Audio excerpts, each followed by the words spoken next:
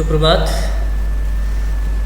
आज आपकी पाठ्य पुस्तक का पहला पाठ जिसका शीर्षक है गुणगान, और यह एक कविता है। कविता के रूप में आपका यह पहला पाठ।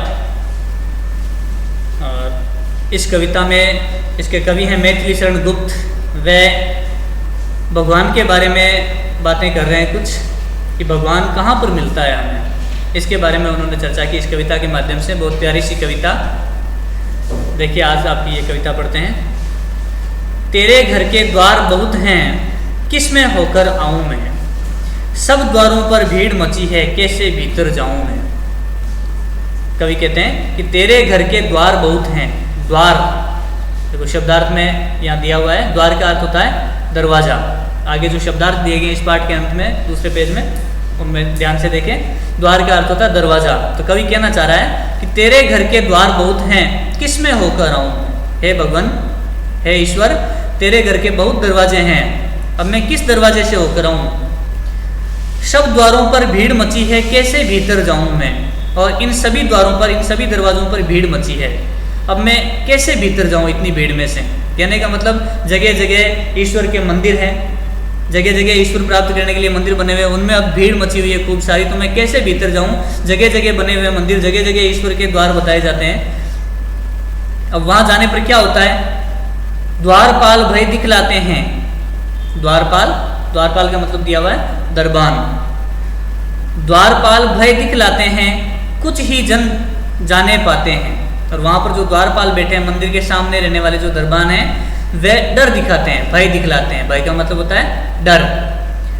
कुछ ही जन जाने पाते हैं और कुछ ही लोग अंदर जा पाते हैं। शेष सभी धक्के खाते हैं, क्यों कर घुसने पाऊं मैं। तेरे घर के द्वार बहुत हैं, किस में होकर आऊं मैं। कवि कहता है, हे भगवान, वहाँ मंदिर के सामने भी द्वारपाल बैठा रहता है। तेरे घर आने के लिए भी हमें देखो द्वारपाल का सामना करना पड़ता है। वह डर दिखाता है, अंदर नहीं जाने देता है। और वहाँ पर कुछ ही लोग होते हैं जो जा पाते हैं। शेष सभी धक्के खाते हैं। शेष, शेष का मतलब होता है बाकी जो लोग रहते हैं वे सारे धक्के खाते हैं। क्यों कर घुसने पाऊँ मैं, अब मैं किस तरह से उस मंदिर में, तेरे घर में घुस पाऊँ। तेरे घर के द्वार बहुत हैं, किस में होकर आऊँ मैं। है भगवान, तेरे घर के तो बहुत द्वार हैं, जगह जगह मंदिर बने हुए हैं, मैं कौन से द्वार से तुझसे मिलने के लिए अंदर आऊँ, किस तरह से मैं अंदर तुझसे मिलने के लिए आ पाऊँ। बीत चुकी है बेला सारी। बेला का मतलब होता है समय। बीत चुकी है बेला सारी, किंतु न आई मेरी बारी। करूं कुटी की अब तैयारी, वहीं बैठ गुण गाऊं मैं। तेरे घर के द्वार बहुत हैं, किस में होकर आऊं मैं। कवि मैथिली शरण गुप्त कहता है कि बीत चुकी है बेला सारी, कि सारा समय बीत चुका है, किंतु न आई मेरी बारी।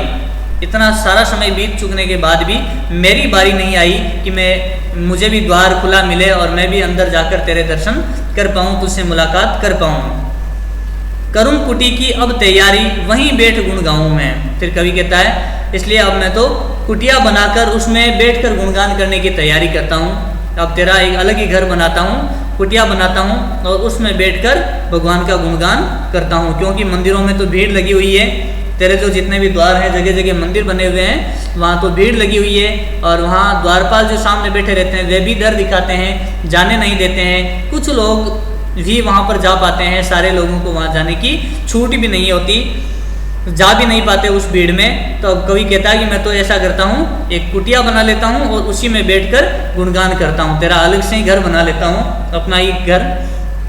तेरे घर के द्वार बहुत हैं, किस में होकर आऊँ मैं। कवि को समझ नहीं आता कि भगवान किस द्वार से जाने पर मिलेंगे, इसलिए वह अपना खुद का ही एक घर बनाकर उसमें ही भगवान के गुणगान करना चाहता है। तो ये मैथिली शरण गुप्त द्वारा लिखी हुई एक छोटी सी कविता थी, जिसमें उनका विश्वास है, वे बताना चाहते हैं कि भगवान बड़े बड़े मंदिरों में नहीं होता।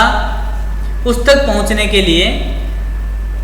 के अनेक मार्ग हैं, लेकिन प्रभु को अपने घर में ही सच्ची लगन से पाया जा सकता है। अगर अपने घर में बैठकर भी हम भगवान का स्मरण करें तो वह हमें मिल सकता है। देखिए, आज की इस कविता में हमने कुछ शब्दार्थ देखे थे, जो लाल रंग में शब्द थे कविता में दिए हुए, उनके शब्दार्थ यहाँ दिए हुए हैं आपकी पुस्तक में ही। तो ये शब्दार्थ आपको गृह कार्य के रूप में अपनी मुख्य पुस्तिका में करने हैं। और इसके अलावा देखिए अब प्रश्न, वस्तुनिष्ठ जो प्रश्न दिए हुए हैं,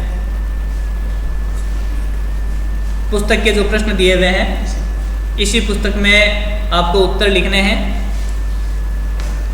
ये जो बहुविकल्पीय प्रश्न हैं अपनी कविता में से पूछे गए, इनको आराम से कविता पढ़ना है, कविता को देखना और उसमें से आपको जो सही उत्तर लगे वह उत्तर लिखना है पुस्तक में। इसके बाद खाली स्थान भरने हैं।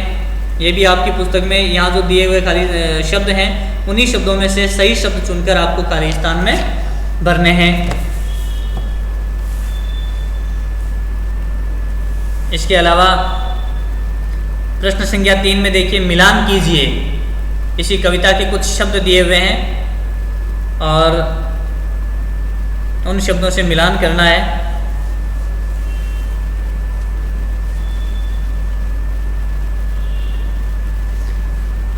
फिर चौथा प्रश्न है, केवल एक शब्द में उत्तर दीजिए। पूरा प्रश्न दिया हुआ है लेकिन इसका जो उत्तर है वह एक शब्द में ही होगा, सिर्फ एक शब्द का उत्तर होगा, तो उत्तर लिखना है उत्तर पुस्तिका में। 3 प्रश्न दिए हुए हैं। इस कविता की रचना किस कवि ने की है? कवि का नाम कविता के ठीक नीचे जो लिखा हुआ है हमने पढ़ा। फिर द्वारपाल क्या दिखलाते हैं? कविता में आराम से पढ़ना, देखना और उत्तर लिखना। सभी द्वारों पर क्या मची है? इसका भी जवाब आपको कविता पढ़ने पर मिल जाएगा। इसके अलावा 5वां प्रश्न, एक वाक्य में उत्तर लिखिए। द्वारपाल कौन होता है? इसका जवाब शब्दार्थ में आपने देखा, उसी को आप वाक्य बनाकर जवाब देना। कविता में कवि किसकी बारी न आने की बात कर रहा है? इसका भी जवाब आपको कविता में मिल जाएगा। कवि कहाँ की तैयारी करने की बात कर रहा है? यह भी हमने कविता में अंत में पढ़ा था। इन 5 प्रश्नों को हल करना है। कुछ जो प्रश्न हैं उनके जवाब आपको इसी पुस्तक में लिखने हैं, जैसे पहला और दूसरा प्रश्न, तीसरा प्रश्न, उसके बाद चौथा और 5वां जिसको मुख्य उत्तर पुस्तिका में इसके जवाब देने हैं।